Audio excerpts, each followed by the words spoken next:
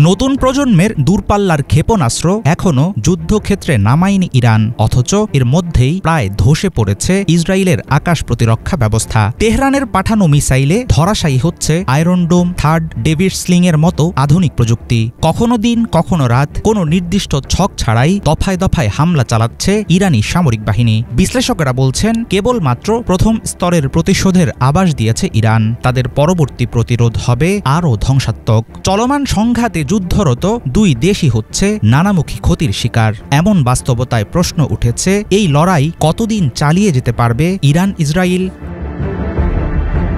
ইসরায়েলের উপর এবারের আক্রমণে ইরানের ভিন্নধর্মী কৌশলের কাছে মার খাচ্ছে ইসরায়েলি ডিফেন্স সিস্টেম। তেহরানের সামরিক সূত্রের বরাতে বিশ্লেষকেরা জানিয়েছেন, আইডিএফের সামরিক ঘাঁটি, প্রতিরক্ষা কেন্দ্র, রাডার সেন্টার, বিমান ঘাঁটি সহ গুরুত্বপূর্ণ সব স্থাপনার তথ্য রয়েছে ইরানের হাতে। দেশটি নিজেদের সবচেয়ে অত্যাধুনিক দূরপাল্লার মিসাইল এখনও নামায়নি বলে ধারণা অনেকের। তেহরান তার পুরো অস্ত্রভাণ্ডার খুলে দিলে এর বিরুদ্ধে কতদিন টিকবে তেল আবিব? এমন উত্তেজনার মধ্যে রাষ্ট্র দুটির অর্থনৈতিক অবস্থা নিয়ে চলছে নানা রকম হিসাব নিকাশ। দীর্ঘমেয়াদে যুদ্ধ চালানোর আর্থিক সামর্থ্য ইরান ও ইসরায়েলের আছে কিনা দেখা দিয়েছে সন্দেহ ও আশঙ্কা।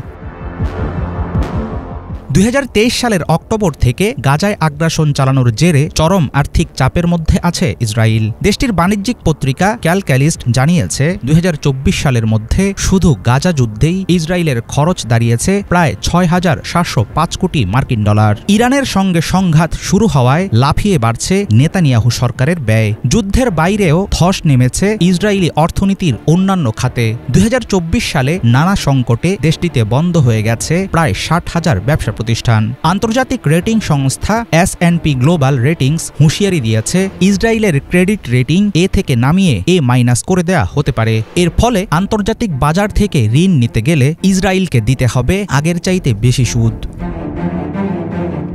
চলমান সংঘাতে ক্ষতির হাত থেকে রক্ষা নেই ইরানেরও। বহু বছর ধরে মার্কিন নিষেধাজ্ঞার কারণে সংকটে জর্জরিত ইরানের অর্থনীতি। তেল রপ্তানির উপর অনেকটা নির্ভরশীল দেশটি হিমশিম খাচ্ছে খরচ সামাল দিতে। চলতি বছর প্রতিদিন 2.4 লাখ ব্যারেল তেল রপ্তানির কথা থাকলেও এখন সেটা নেমে এসেছে মাত্র 1,02,000 ব্যারেলে। ইরানের 90% তেল রপ্তানি হয় খার দ্বীপ থেকে। এখন সম্পূর্ণ বন্ধ আছে সেখানকার রপ্তানি। এছাড়াও পারস্য উপসাগরে অবস্থিত বিশ্বের সবচেয়ে বড় গ্যাস ফিল্ড সাউথ পার্স থেকে গ্যাস উৎপাদন বন্ধ রেখেছে ইরান।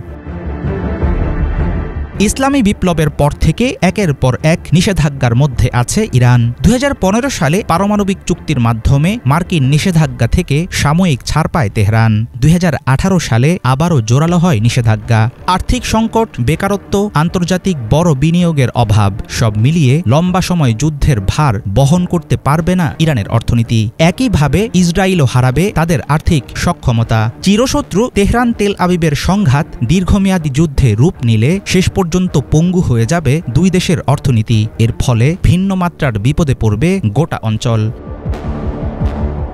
হাফিজুল ইসলাম, বাংলা ভিশন।